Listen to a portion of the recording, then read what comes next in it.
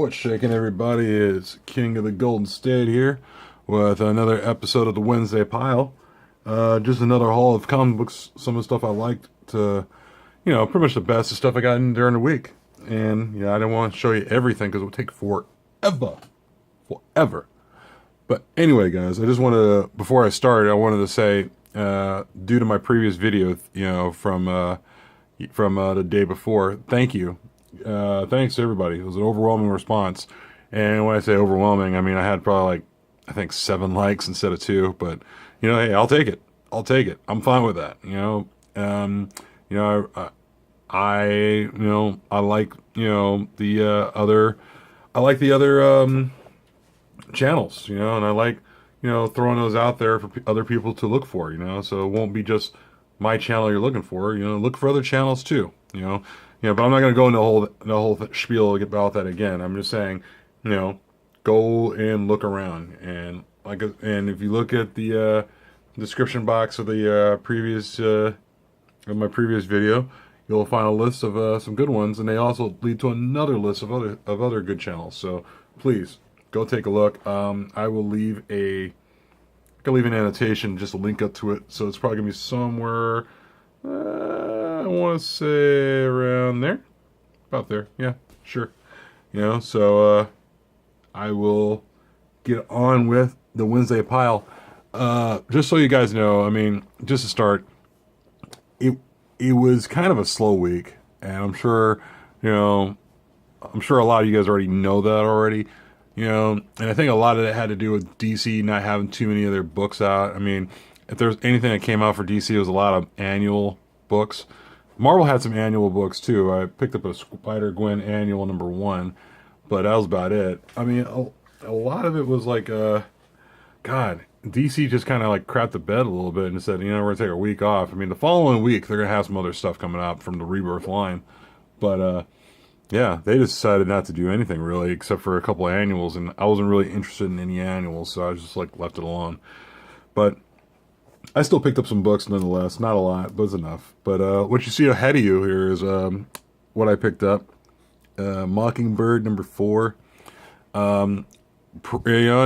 I've read the first few issues on it so far. I like the artwork. The story is a fun story. It's I don't know too much about the Mockingbird character. I mean, a lot of it's come from Agents of Shield and the Mockingbird character in the Marvel universe. So, but it's a pretty cute comic book. The series is cute. I mean, if there was I would definitely recommend this book for this series for say if a girl wants to get into comic books and buy a bunch of buy a bunch of different comic book series and such, and she wasn't sure which where to start at. I would probably recommend Mockingbird. Mockingbird, I mean, it's like I said, it's cute and it's a fun read. So, if you guys haven't read it, give it an issue or two. You might actually read more of it. I'm still reading more of this, so I haven't gotten tired of it yet. So that's what I picked up. Okay. Also picked up another issue of 4 Kids Walking the Bank, the exciting second issue. And, if you haven't read the first issue, go find it. It should still be available, at your local comic shop. So, I think it's kind of a slow burn, but it's kind of it feels good that way. It's got 4 friends. One is a string bean like myself. The other one is this young lady here you see before you, and you also have the loudmouth, obnoxious kid who swears like a sailor, and then you got another friend who's kind of like the opposite, the complete opposite. He's real quiet. He doesn't do too much, and they make it pretty fun, So I mean, it's a lot of stuff they do is pretty much related to what's inside their head. I don't want to give too much away, but they're dealing with 4 guys who are in their 30s, and they're just causing trouble. So, but yeah, I would pick it up. This is the second issue, so like I said, it's not too late. 4 kids walk into a bank. picked up this one. Daredevil and Punisher. The first issue was pretty good. It wasn't great. I'm going to give the second issue a shot, and it's pretty much a Daredevil and Punisher back at it again. I look at this cover, and it kind of reminds me of like that part in Transformers the movie where Megatron was turning into Galvatron. If you haven't seen Transformers movie, go watch it, then you'll know what I'm talking about. But like the whole wavy part of it, was kind of like one of those things. But first issue was good. It probably had room for improvement, in my opinion. But figure I'd pick up the second issue and give it a shot for what it was worth. So, and you can't say no to Daredevil versus Punisher. Go back to like Daredevil 181 when I think it was 181, either 181 or 184, where Daredevil shot Punisher in the stomach. Or, I'm sorry, other way around. Punisher shot Daredevil in the stomach. Jeez, where am I? Getting tired. Also, picked up Black Panther #3. This one's okay. I mean, for me, I think it's okay. At first, I was kind of hyped up when the first issue came out. Yeah, Black Panther came out. And then the second one was okay. And I'm hoping for the third one to turn out a little bit better. But, yeah. I mean, I'm still reading it. So, I mean, I'm hoping for it to turn around to get, like, have more of an upswing. It was kind of more of, like, leveled out, just leveled out. So, yeah, I mean, I like the fact that Brian Stelfreeze is doing interior artwork. I mean, I'm used to him doing, like, covers and such. Like, he even did this cover. And, honestly, I think he could do better covers than what he's doing. What would do better when he's doing right in front of you. I mean, he's done some really good covers before back in the past, but I like it. His artwork's good. The storytelling's good. Probably a lot of words here. When it comes here, sometimes you feel like you're reading a novel, but I'm still gonna read it. I'm still digging it.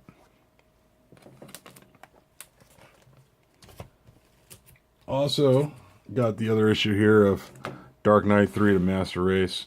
I love the cover. I'm an issue or two behind, admittedly. And, it's a great cover. And it reminds me of, like, the promo photos they had for Batman versus Superman, And, this is actually, like I said, I'm really impressed that they're getting this series out. I'm still bitter over the fact that it never finished All-Star Batman versus Superman. I'm sorry, All-Star Batman and Robin the Boy Wonder.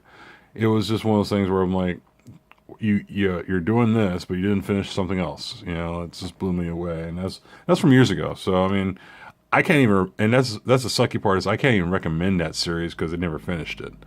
But they're working on this, and it's on book 5, and I like the cover. It's a straight, to the point kind of cover. So I'm hanging in there with it. Also, there's a lot of talk about this one, and you guys might be thinking I'm talking about one thing, but I'm really talking about the other. Uncanny Inhumans #11. Now, I haven't read too much about this yet. All I know is that it's kind of a big time key issue right now. I think it's from my understand, from what I heard. Correct me if I'm wrong. I might be wrong. First of all, this is the regular cover, and you got your variant cover of #11 for Uncanny Inhumans, and I might be wrong, but somebody comes in and somebody leaves. Let's put it like that in the most simplest term available.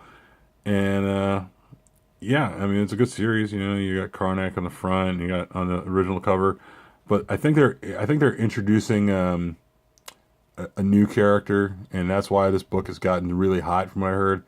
But also, I think you lost a character in here, so I don't want to give it away. And I'm just saying, somebody comes and somebody goes. That's about it. And I think this is why that book is pretty hot. So if you get a chance, or by the time you see this video, it's probably already too late.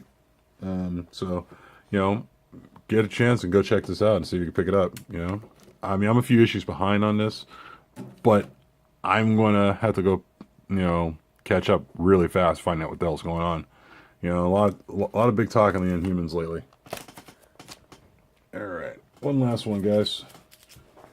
This one is going to be this one. The long-awaited second issue of Steve Rogers' Captain America. Hail Hydra, the secret history of Steve Rogers revealed. I'm probably going to read this tonight before I go to sleep because I want to get an idea of how this was. Yeah. And once I'm done reading this, I'm going to burn it just like any other idiot would burn it.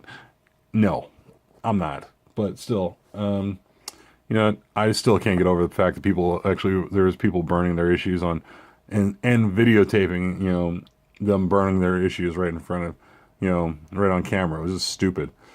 Yeah, I don't know. I'm gonna read this tonight. I will probably post a video on what I thought about this issue, you know, sort of like a follow-up to my last video from a month ago. But, yeah, come on.